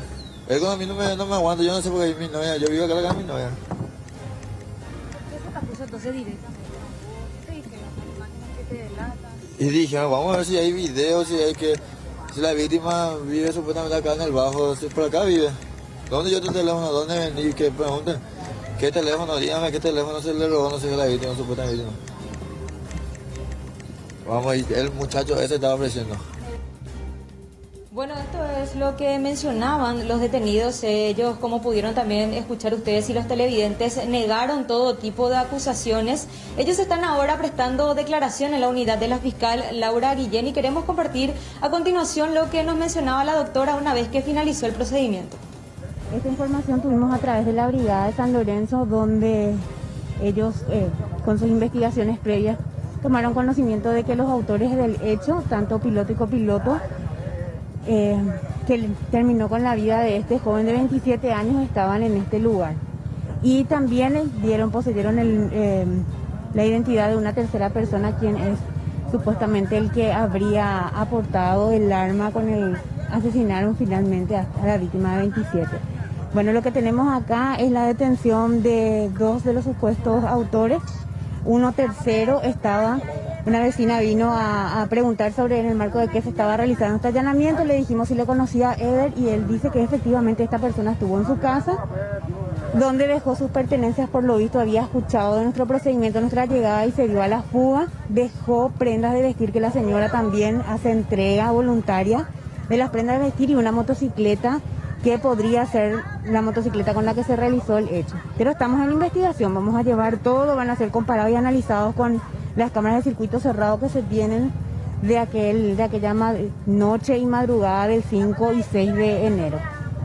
También un poco de crack, un poco de marihuana, una planta de marihuana, armas de juguete. Creo que una de estas personas está involucrada con el homicidio de una persona en la ciudad de Capiatá, que según lo que estaba escuchando de los oficiales y comisarios de la brigada. Y bueno, eso fue el resultado de nuestro allanamiento. Irán ahora todos a prestar declaración en el Ministerio Público y es ahí donde se tomarán las medidas con relación a los mismos. ¿Se tiene plenamente identificado entonces al que habría escapado? Sí, se tiene plenamente identificado y tiene una orden de detención. Se presume que es el que había manejado la motocicleta esa noche. Y encontramos un pullover que tiene las características que se visualizan en las filmaciones y captación de imágenes y gigantografía de las filmaciones de color gris. Bueno, esto es lo que mencionaba la fiscal Laura Guillén, y para reiterar y cerrar nada más, compañeros, queremos mencionar nuevamente a Eder Silva Rodríguez. Él es la persona que supuestamente conducía la motocicleta en el momento del hecho. Él hasta ahora se encuentra con paradero desconocido y ya también se pide a las personas brindar cualquier tipo de información a la comisaría más cercana, como también al Departamento de Investigaciones del Departamento Central en este caso.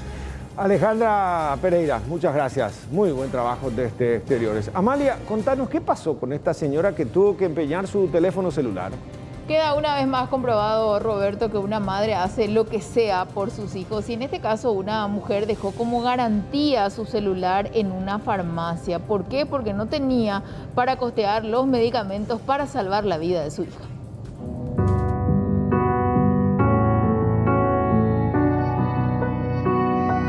En busca de salvar a sus hijos, una madre es capaz de hacer lo que sea. Esa es la historia de Miriam Reyes, una madre soltera oriunda de Itacurú, departamento de Alto Paraná. Tuvo que empeñar su aparato celular en una farmacia para salvar la vida de su hija, puesto que en el Hospital de Traumas de Ciudad del Este no había insumos. La farmacia puede con 700.000 no se cuenta. A ver, receta de coyegüena, pero yo voy a llegar a andar de cobeima, no. A de coyegüena, cuase pope. Andar de cobeima, yo voy a jamás, poja. A 2 días, moina, a la será de beta, a de beta, a empeñarse un mes de uso y bajo este celular, y tiene o paga para hacer nada, a ella, jojaico, a ver, güero, se omba a pojai, a último estado de más güero. Apéndice, yo verá con. Anda y por la farmacia solamente sueron loña, sueron te. Hace hilo y ayuda, hilo y ayuda. Cuando y gente yo verá el mismo en la bacteria hueco. Oíste loña, oíste la oí loña ni maña, se va oíndo ni maña, no me usáis la verdad. No es ingo, deja cuando hablando y pedir los medicamentos. No, pide tal cosa de oí o marcando baloñas a pie otra afuera y yo guay. La humilde mujer deja un mensaje al ministro de Salud. A su vez mencionó que hace 2 días llegó al centro asistencial y ahora siguen pidiendo medicamentos y la misma no cuenta con recursos. Ese es como mía, una ponja que sea ponja como el hospital. Ore moriajú y que tú esa pe ore familia o salva ore que tú ore ore la suja ore salva mía una. Así se ve se me con la yo verá en 23 años. Es la mayor. Él se sostiene, él no va a pagar orejas, sea putaco y la hoga por orejas. La preocupante realidad que los familiares de los pacientes deben pasar en los hospitales de todo el país. Para cualquier ayuda, el 0991 450 776.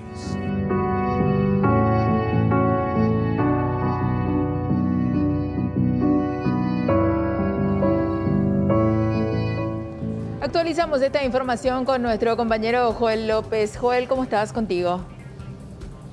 Amalia, ¿qué tal? Buenas tardes. Justamente llegamos al Hospital Regional de Ciudad del Este para dar un seguimiento, escuchar la versión de los encargados de dicho centro asistencial. ¿Qué fue lo que pasó? ¿Por qué hubo faltantes de medicamentos? Porque hay esa carencia que denunciaba esta madre que hizo de todo para poder salvar la salud de su hija, que ingresó en un estado bastante grave. Escuchamos la explicación del director del Hospital Regional, el doctor Federico Suárez. Ustedes que me conocen saben que nosotros siempre decimos la verdad. Sí estamos teniendo problemas con medicamentos, sobre todo con esta señora que vino de Itacurú. nosotros hemos aumentado de 84 camas prácticamente que siempre tuvo el hospital regional desde su fundación del año 57 hasta del año 90 que se crea este hospital. 80 camas, hoy tenemos 192 camas, el hospital también integrado ha crecido notablemente y entonces sí estamos trabajando arduamente para que lo más rápido posible se pueda subsanar esto. Tenemos, y sobre todo son medicamentos de anestesia, sobre todo medicamentos de sedación que son tenemos el midazolam que está en falta, pancuronio. Más para el pabellón de trauma entonces. Más para el pabellón, más para las unidades de cuidado intensivo y algunos medicamentos de sedación que se utilizan en cirugías, ¿verdad? Entonces sí tuvimos otra vez, estamos en nuestra segunda oleada, hoy prácticamente tenemos 98% de ocupación de camas como de terapia intensiva, que es la que siempre nos marcó el ritmo de nuestra epidemia, de cómo estábamos. Gracias a Dios, señora, mira que pudo operarse, salió todo bien. Ayer le hemos, ¿verdad?, también devuelto su celular y entonces decirle un poco que prácticamente el pabellón de trauma colapsó en estos últimos días. Bueno, esta es la explicación del director del centro asistencial. Incluso hicieron lo posible para retirar el aparato celular de esta mujer, enviarla de alta y también ya con todos los medicamentos puestos en su vivienda. Entonces la situación se va agravando. En Alto Paraná hay faltantes, carencias, incluso ya van recurriendo a las emergencias para poder abastecer justamente el parque sanitario que de una u otra forma está bastante colapsado. Y posiblemente muchas otras madres están en la misma situación que esta mujer que tuvo este gesto tan noble y por eso es también tan importante que sigamos cuidándonos, Joel. Muchas gracias por este contacto. Y ahora saludamos a Mariano. Esta pasarela de la polémica se hilvanó muy bien aparentemente, pero un hecho de corrupción, exactamente hacia dónde se apunta, qué es lo que pasó. Contanos, Mariano. Exactamente, Roberto. La pregunta es, ¿qué se tejió en este lugar? Aquí a mi espalda se encuentra esta pasarela peatonal de la cultura. Es la denominación oficial, también ya algunos lo bautizaron desde el MOPC incluso como la pasarela de Ñandutí, porque supuestamente el diseño hace alusión a la artesanía típica de nuestro país, específicamente de la zona de Itagua. $2 millones aproximadamente es el costo de esta obra llevada adelante por el gobierno y ha generado críticas desde diferentes sectores. Vamos a compartir con ustedes la entrevista con el diputado Sebastián García, que justamente reclamaba esta situación y incluso él hacía referencia a que probablemente con esta obra millonaria hasta se habría favorecido a empresas amigas cercanas al entorno presidencial. Escuchamos la entrevista al diputado de Patria Querida. Yo creo que una trompada más a la gente, ¿verdad? Es una trompada que deja en evidencia cuáles son las prioridades de este gobierno. Te dejan claro que por un lado faltan insumos en los hospitales y por otro lado este gobierno se permite una pasarela metálica, una estructura metálica por $2 millones. Entonces te dejan te da la pauta de cuáles son sus prioridades, cómo, qué cosa antecede a qué otra, ¿verdad? Porque usan esto para celebrar después como un logro en las redes sociales. En su momento habíamos advertido y bueno, pensando en que iban a retroceder o que iban a tomar otro camino, ¿verdad? Que por lo menos iban a tomar un camino de austeridad y hacer una estructura un poco más a un precio un poco más razonable.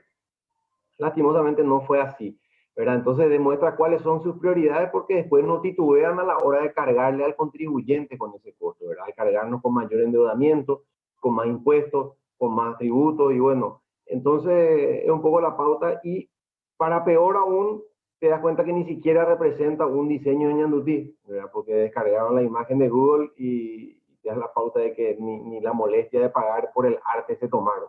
A partir del reclamo de las artesanas que decían que eso no representa el tejido de Ñandutí, unos informáticos descubrieron que la imagen se descargó de una página de un banco de imágenes, ¿verdad?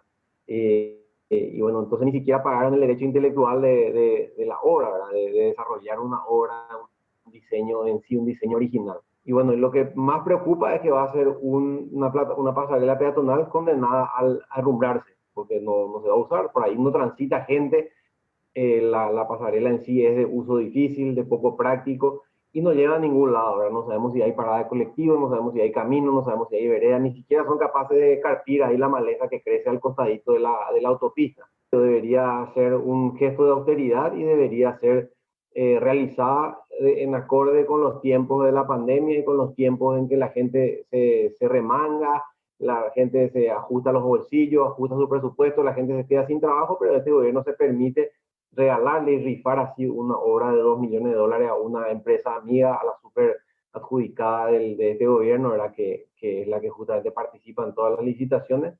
Y bueno, llama mucho la atención al costo al cual se termina adjudicando y ejecutando esta obra.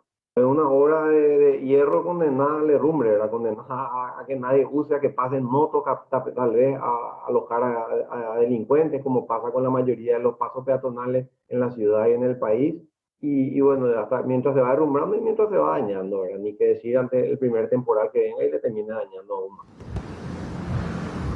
Desde el Ministerio de Obras Públicas y Comunicaciones comunicaron que esta pasarela será utilizada principalmente en el año 2022, cuando aquí en nuestro país en teoría se desarrolle lo que tiene que ver con los Juegos Odesur y conecta de un lado, de este lado se encuentra el predio del Comité Olímpico Paraguayo y a la izquierda de la pantalla de nuestros televidentes está el predio del Parque Ñuguazú. Hay una cuestión, supuestamente se busca que esta obra mega costosa haga referencia a la artesanía de nuestro país, pero para mejor referencia tenemos aquí una imagen impresa justamente del puente de Roberto Amalia, donde van a ver ustedes los detalles que tiene. Por eso es que nosotros fuimos también a conversar con algunas artesanas para saber si efectivamente hace o no alusión a Ñandutí y su opinión sobre esta obra de casi $2 millones. Decían estar prácticamente ofendidas las artesanas por esta obra que se realizó y más todavía porque supuestamente tiene diseño de Ñandutí, pero nos decían no, eso no se parece para nada al Ñandutí. Escuchemos. ¿Esto es Ñandutí? No, bajo ningún sentido eso no es Ñandutí. No. No es más, se compara con ninguno de los puntos. Con ninguno de los puntos. Es más, hay un libro que habla sobre Ñandutí, ¿verdad? Hay un libro, y si a la gente ojea, esto se consigue, puede conseguir también, ojea en ningún lado, ni siquiera se puede, ahí están los diferentes puntos. No hay, eso no sé de dónde sacaron un invento. Se nota perfectamente que por más que le pongas el material que le pongas, se nota, claro. Se nota cuando es Ñandutí. Para mí es un balde de agua fría para la gente que hace artesanía y sobre todo para la gente que hace Ñandutí. ¿Y por qué te digo, Mariano? Porque nuestras artesanas, nuestras artistas, nuestras maestras artesanas hoy en día son gente mayor, ¿verdad? Que dedicaron toda su vida a lo que es la artesanía, ¿verdad? Y los jóvenes, ya bastante tenemos con que los jóvenes no valoren y las personas en general, ¿verdad? Como para que venga alguien y que nos quiera meter eso como Ñandutí, es una falta total de respeto hacia la artesanía y específicamente hacia Ñandutí. ¿Qué se podía haber hecho con esa plata que dejó en este tiempo? Pero en estos tiempos vamos a tratar de conseguir las vacunas que hasta el día de hoy no tenemos. Encima hay hospitales sin remedio. Sin remedio, no hay lugar. Yo sé que la gente sinceramente, particularmente pienso de que mucha gente no se está cuidando hoy en día, pero habemos muchos que sí nos cuidamos. Habemos muchos que queremos seguir trabajando normalmente, ¿verdad? Se debería trabajar la infraestructura y compañía, ¿verdad? Por supuesto, hay demasiado mucho por hacer. Y mientras tanto las autoridades... Y ahí están, no sé, creo que se ríen de nosotros. El que hizo esto se está riendo, en primer lugar se ríe del pueblo y se está burlando de los maestros artesanos de Ñandutí. Ahí escuchaban lo que decía una de las artesanas conversando con nosotros ahí sobre Colón en la Recoba, donde de hecho hay varios negocios que se dedican a la comercialización de artesanía. Entonces ya nos decían, eso no se parece a Ñandutí, entonces vamos a dejarlo como puente de la cultura, como lo llaman las autoridades del MOPC. Verán ustedes, Roberto, Amalia, televidentes, pareciera un poco inclinado incluso, tiene una curvatura extraña que, claro, seguro se debe a una cuestión de diseño, pero claro, llama la atención de los conductores que pasan aquí por la autopista Ñuguazú. Amalia, Roberto, televidentes. Ya por un lado nos decían, Ñandutí no es, nos decía una de las artesanas, y decía, se puede hacer Ñandutí en hierro, y nos demostró ahí como un artesano de la familia Ullari, por ejemplo, logró hacer en hierro. $2 millones, casi $2 millones, es lo que se gastó, unos 13.000 millones de guaraníes aproximadamente. Es mucha plata.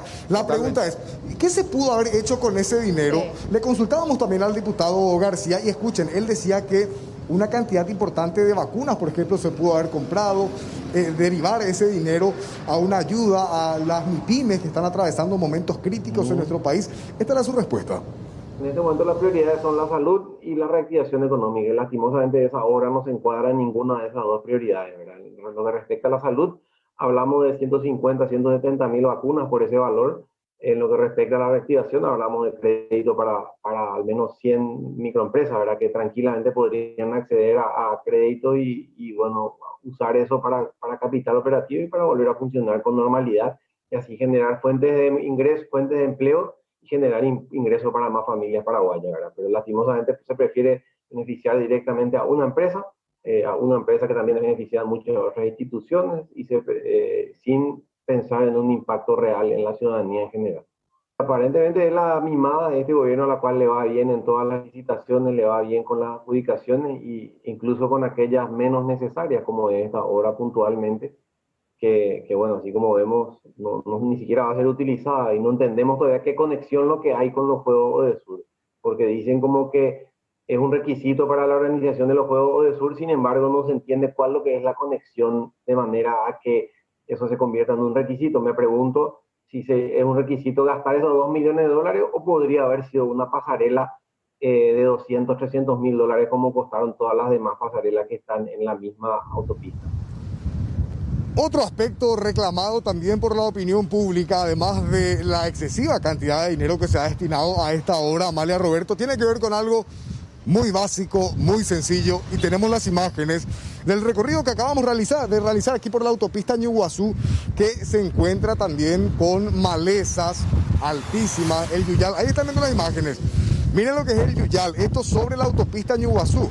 Acá esta zona de la obra propiamente sí la limpiaron, claro, para poder trabajar, pero un poco más adelante las autoridades encargadas de cuidar este espacio y por sobre todas las cosas también para la seguridad de los conductores, porque ven que tapa, por ejemplo, señales de tránsito.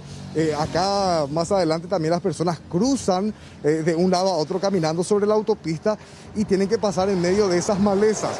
O sea, estamos hablando de varios puntos que se han cuestionado a este proyecto que se ha realizado, esta obra, que decía el costo de cerca de $2 millones para este puente. Nos decían algunos entendidos que 200.000 a 300.000 dólares ya se pueden utilizar para hacer una pasarela decente, nos decían. O sea, esa ya es una buena suma para hacer una pasarela en condiciones. Sin embargo, en este caso, ven ustedes, $2 millones aproximadamente es lo que se ha gastado. Escuchaban ustedes los puntos que se critican y también las propias artesanas, porque a este pues le quieren conocer como el puente del Ñandutí. Sí. Y dicen, no, eso no es Ñandutí. Mariana, ¿le puedes pedir un plano abierto nuevamente a tu camarógrafo? Porque al mirar así, yo no sé por dónde me voy a subir ni por dónde me voy a bajar primero, ¿verdad? Uno. Y dos, estaban haciendo algunas comparaciones en las redes que me parecen muy justas. Hay un material ahora que se usa mucho, hay de papel, de plástico, son unos individuales. ¿A eso le parece el diseño? Y no precisamente al Ñandutí. Pero esta señora artesana, Amalia, sí, demasiado bien, porque esto también, el arte tiene una matriz, ¿no? Sí, al fin y al cabo. Sí. Y decía, los 6 puntos que nosotros hacemos, sí, y se publica en todas las ediciones ilustradas, que es la base. A partir de allí se puede jugar con diversas gamas, alternativas, colores. Sí. Ninguno de los puntos, si uno puede apreciar, y después podemos repasar las imágenes, o sea que los Guyari lo pudieron hacer en hierro. Sí. Igual se nota la diferencia, que no vengan con el cuento, no podemos ser tan precisos. Evidentemente, como decía el diputado, esto se bajó de internet y ni tan siquiera tuvieron ese rigor científico. Claro. Con tanto dinero en juego, una afrenta para las artesanas Ñandutí, porque dice, si es que quieren vender, como que fue Ñandutí, cualquier otro punto es, pero no, es la idea, y eso responde de hecho a una literatura bien guaraní, que Ñandutí significa la araña que se pone a tejer la tela, tejer, sí, ¿verdad? Y sí, al fin y al cabo, ¿cuándo es ahí? No, en lo absoluto, Es otra estafa tipo el Metrobús. Sí, pero es una verdadera estafa. Sí. Y al fin y al cabo te venden el cuento y una empresa que aparentemente es la mimada. 51 licitaciones ya ganó. Sí, 51. Pero en tiempo récord. Sí. Y claro que si vos te pones a analizar en un país castigado por la pobreza en plena pandemia, tantas cosas se pudieron hacer con $2 millones. Claro, ¿no? Claro. Y no precisamente esto que ni tan siquiera es arte paraguayo. O sea, un verdadero mamotreto, un mamotrén ahí. No sé qué representa, más que una suerte de monumento al tejido, pero de la corrupción, ¿no? Al fin y al cabo. Dale, Mariano. Esto en teoría, Amalia, Roberto, tiene que terminarse a finales de enero o inicios de febrero, estarían entregando ya la obra. De ese lado, claro, baja al Parque Ñuguazú, pero de este lado, donde va a conectar con el predio del Comité Olímpico Paraguayo, es donde uno se pregunta dónde va a bajar esto. Y además allá está el edificio de la Asociación Paraguaya de Fútbol, más allá está lo que tiene que ver con el comité, entonces es como que también hay interrogantes de si este realmente era el lugar ideal para la construcción. Sí, es necesario ahí y de esta magnitud también, ¿verdad? Teniendo en cuenta que tenemos este tipo de cruces en otros puntos de la capital y son así normales, ¿verdad? No hace nada, falta nada extraordinario, ¿verdad? De última, después esto se llena de óxido, de rumbre, el mantenimiento, Amalia, falta tanto tiempo. Están los madereros que pueden también decir, nosotros podíamos hacer esto, rescatando tirantes de otras épocas, no sé, buscarle la vuelta. Pero justo, y tanta plata en juego, ¿para qué? Para hilvanar sencillamente números que finalmente quedaron aparentemente muy bien y en el entorno ejecutivo. Bueno, está Fernanda Chamorro, ¿no? Fernanda, adelante, muy buenas tardes. ¿Qué hay? Conferencia de prensa de la Fiscalía, se apunta a combatir y hacer cumplir la normativa para evitar que disparen los números del dengue, ¿no? Exactamente, así es. Se mantienen varias reuniones, Amalia, Roberto, el saludo también para todos los televidentes. Estamos hablando de reuniones entre varias instituciones. Participó en la de esta jornada, por ejemplo, la gente de Secretaría de Emergencia Nacional, también del CENEPA y los fiscales de la lucha contra delitos ambientales, principalmente apuntando a controles, apuntando también a multas. Ellos dicen que todo está principalmente en cancha de las autoridades municipales en un primer momento. El tema de control principalmente a los patios baldíos para evitar que aumenten los casos de dengue. Una preocupación en este ámbito es la combinación y lo peligroso que puede ser que una persona llegue a tener al mismo tiempo una confirmación de coronavirus y dengue. Estos casos se van dando notificaciones, pero el doctor Hernán Rodríguez explicó que hasta el momento no hay casos confirmados en personas que hayan dado positivo tanto a dengue y a COVID. Esto luego de que la doctora Leticia Pintos haya dicho que incluso ya había 2 casos confirmados. Él dice que no es así y que están aguardando finalmente todavía los resultados exactos de biología molecular. Escuchemos lo que mencionaba en esta primera parte. Todavía no hay casos confirmados de dengue y COVID-19. Acá es donde quiero mencionar, existen tres situaciones. Está el caso sospechoso, cuando la persona tiene signos y síntomas. Está el caso probable, cuando se utilizan técnicas laboratoriales no confirmatorias. Ejemplo, el conocido NS1 o los anticuerpos.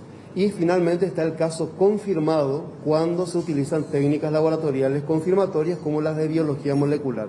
Entonces hasta ahora los casos probables de combinación entre COVID-19 y dengue están a la espera de tener esos resultados confirmatorios. El famoso análisis de sangre que la gente conoce, que se le realiza para confirmar si es que tiene dengue o no. En ese caso hubo ya cuestiones en donde dan falsos positivos igual que falsos negativos. Hay casos sospechosos que dieron positivo a ese análisis de sangre, pero ahora están aguardando que se confirme al 100% una vez que estén los resultados de biología molecular. Es por eso que Hernán Rodríguez explicaba que hasta el momento no se confirma que gente que tiene coronavirus activo en su cuerpo ya haya dado positivo también a dengue. Esto no se puede confirmar, decía. ¿Qué pasa con las notificaciones? Hay más de 280 notificaciones a la semana, menciona Hernán Rodríguez. Escuchamos. Los barrios en Asunción tenemos, si se fijan en el mapa de riesgo, tenemos Santa María y Virgen de Fátima, pero también hay otros barrios que están con riesgo, como Ceballos Cue, por ejemplo, por citar alguno, y tan Ramada. Pero en general, tenemos que asumir que en los distritos, empezando por Asunción y los del Departamento Central, son los distritos en donde más se encontraron índices elevados. También, por supuesto, otros departamentos como Alto Paraná. Ahora, en cuanto a las notificaciones, justamente me he preguntado, tenemos en las últimas 4 semanas un promedio de 280 notificaciones por semana y tenemos alrededor de 10 casos notificados. confirmados. Esos casos confirmados estamos encontrando en Presidente Hayes, los departamentos de Presidente Hayes, Alto Paraguay y San Pedro. De octubre hasta ahora son un total de 10 los casos 100% confirmados, es decir, que se han sometido a biología molecular y que dieron positivo, pero hay una preocupación bastante grande por esta cantidad de notificaciones que semanalmente va en aumento y es lo que preocupa, además de los patios baldíos que ya decían incluso los fiscales y el fiscal Augusto Salas, queda en cancha principalmente de las municipalidades que tienen que ser las contraloras en un primer momento y después ya entran a intervenir las demás instituciones. Otro dato, y esto para ir cerrando nada más, Amalia, Roberto, hacía mucho énfasis Hernán Rodríguez en que los médicos, una vez que reciben las notificaciones por posibles casos de dengue, tienen que notificar exactamente con la dirección de la persona que va a consultar por un caso probable de dengue. Esto para permitir que CENEPA acuda también con las tan esperadas cuestiones, por ejemplo, de limpieza en las inmediaciones de un posible caso que se dé de dengue. Bueno, Fernanda, muchas gracias. Buen trabajo hasta otro momento. Hacemos la pausa. A la vuelta vamos a enterarnos si va a llover o no. Y ojo, Gorosito, así como vino, se va como... Ellos están en grave estado.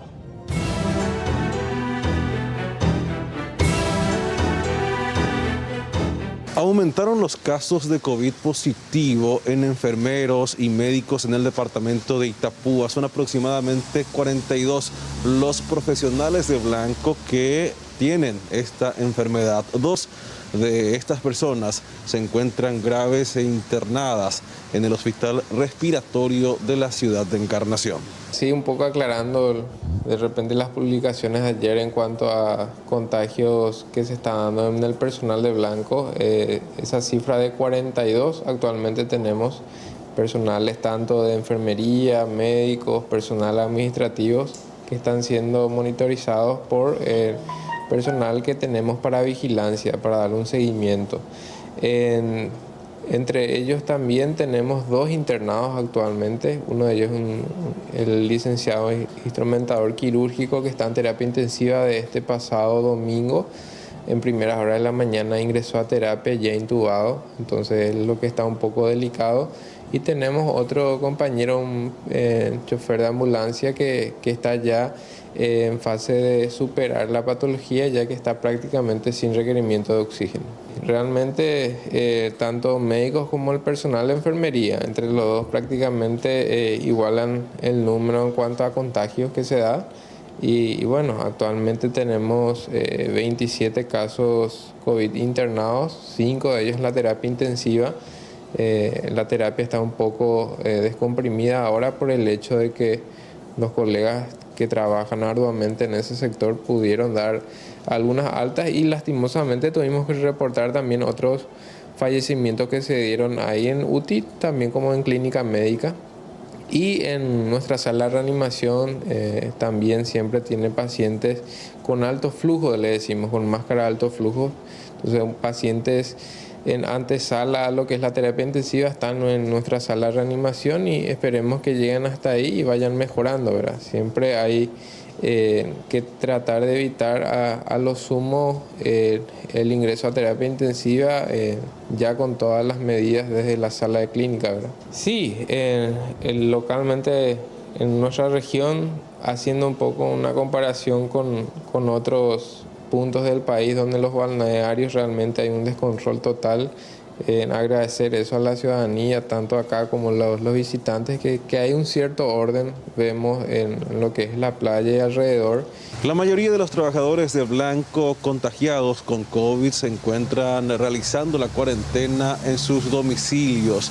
Por otro lado, se habla de los contagios en la ciudadanía, que los números van variando.